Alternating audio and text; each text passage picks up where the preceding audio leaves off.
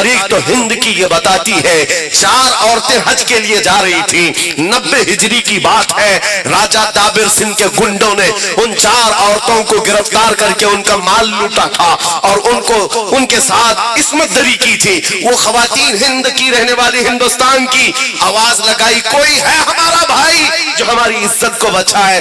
عرب کے تجارت کرنے والے یہاں آئے تھے، انہوں نے ان عورتوں کی آواز سنی اور جا کر کے وقت کے گورنر حجاج بن یوسف کے پاس یہ رپورٹ پیش کر رہے تھے، ہندوستان میں ایک راجہ کے گنڈوں نے حج پر آنے والی عورتوں کو گرفتار کر کے عزت لوٹی ہے۔ یہ سنتا ہوا ایک 19 سال کا جوان گزر رہا تھا جس کا نام تاریخ میں محمد بن قاسم ہے، کھڑا ہو گیا، کہا لبیک یا اختی، اے میری بہن میں حاضر ہوں تیری محبت کے، تیری عزت کی حفاظت کے لیے۔ اس کے بعد جانتے ہو اس ہندوستان میں سب سے پہلے 10,000 کا لشکر لے کر آنے والا کوئی اور نہیں، 19 سال کا جوان محمد بن قاسم تھا، اپنی بہن کی لوٹی ہوئی عزت کو بچانے کے لیے آیا تھا۔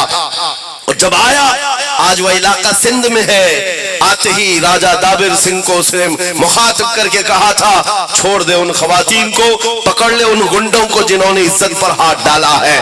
اس کو گھمنڈ تھا، نشہ تھا۔ راجے نے کہا یہ ایک چھوٹا لڑکا مجھے للکار رہا ہے، مجھے تو جانتا نہیں میری طاقت کا حال کیا ہے۔ محمد بن قاسم نے کہا اگر تجھے تیری طاقت کا نشہ ہے تو آجا محمد عربی کے غلام کو بھی ایک بار دیکھ لے، اس لیے کہ تیری سرزمین نے ابھی دیکھا نہیں ہے نبی کے غلام ہوتے کیا ہے۔ پھر جنگ ہوئی تھی، پہلی جنگ ہے۔ 3 دن کے اندر اس 19 سالہ جوان نے اس کے چھیٹڑے اڑا کر رکھ دیے تھے، فوج تتر بتر ہو گئی۔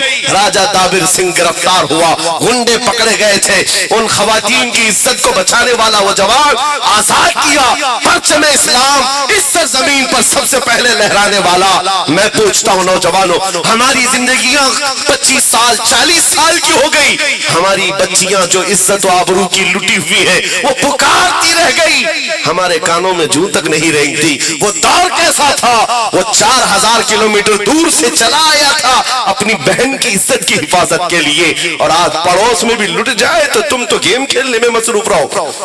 حالات کو بدلو میرے عزیزو، احساس جب بیدار ہوتا ہے انقلاب خود ہی آ جاتا ہے۔